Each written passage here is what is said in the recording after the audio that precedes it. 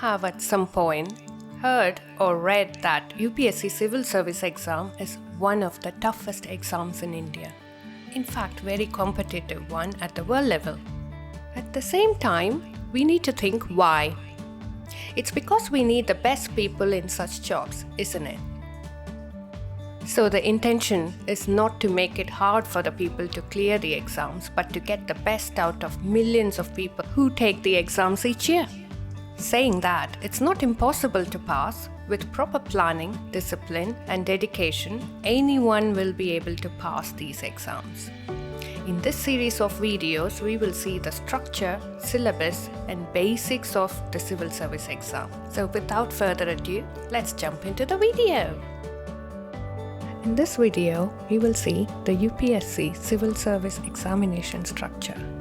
This is the examination conducted every year for the selection of Group A and Group B officers. It includes 3 different sets of exams. The first exam will be the preliminary exam. It's conducted in June and the results are out in August each year. Once you clear this, you will be taking the main exam, which will be conducted in October and the results will be out in January each year.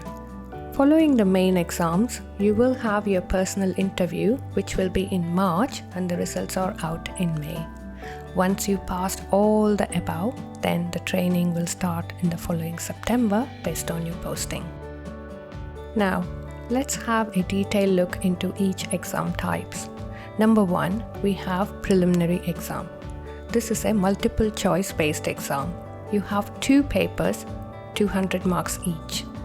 General Studies 1 and General Studies 2, which is also known as CSAT, which is nothing but Civil Service Aptitude Test.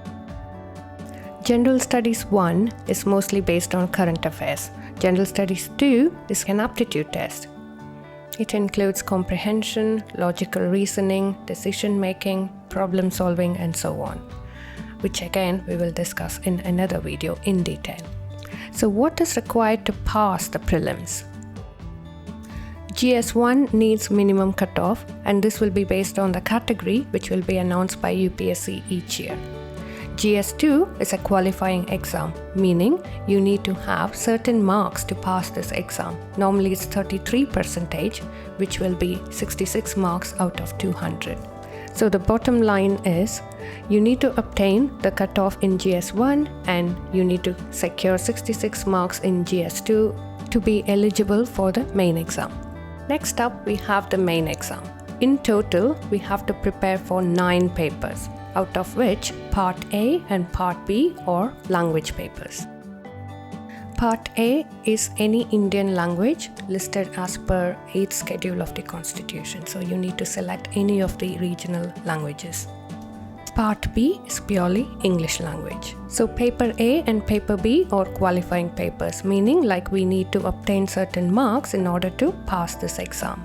For paper A, we need 75 marks out of 300, and for paper B, we need 66 marks out of 300 in order to be eligible to the next level. Also, please remember that paper A and paper B are not included for the assessment of merit list. So what's the purpose behind this paper A and paper B? To test the candidate's ability to read and understand the content, and also to express the ideas clearly and correctly based on the situation. Paper 1 is an essay-based exam where candidates may be required to write essays on multiple topics here. Paper 2 to Paper 7 is all based on general studies. Paper 2 is known as General Studies 1, which is about Indian heritage and culture, history, geography of the world, and society. Paper 4 will be the General Studies 3, which is based on technology, economic development, biodiversity, environment, security, and disaster management. Paper 5 will be General Studies 4, which includes ethics, integrity, and aptitude. Paper 6 is also known as Optional Subject Paper 1, which is based on your choice of the General Studies paper. Paper 7 is similar to Paper 6, which is an optional subject. Paper 2, which is based on your own choice of the General Studies paper. Once you meet the criteria after giving your main exams, you will be summoned for an interview, which will be for 275 marks. A little bit more on the UPSC mains to give you an overall understanding. It's a descriptive exam which has 9 papers in total, includes 2 qualifying papers. Paper A needs 75 marks to pass, Paper B needs 66 to pass. The other 7 papers will be for overall 1750 marks. Personal interview will be for 275 marks. That would make a total of 2025 marks including the personal interview. Therefore, overall cutoff required will be 830 out of 2075. I hope you found this information useful. Please like and subscribe. Thank you.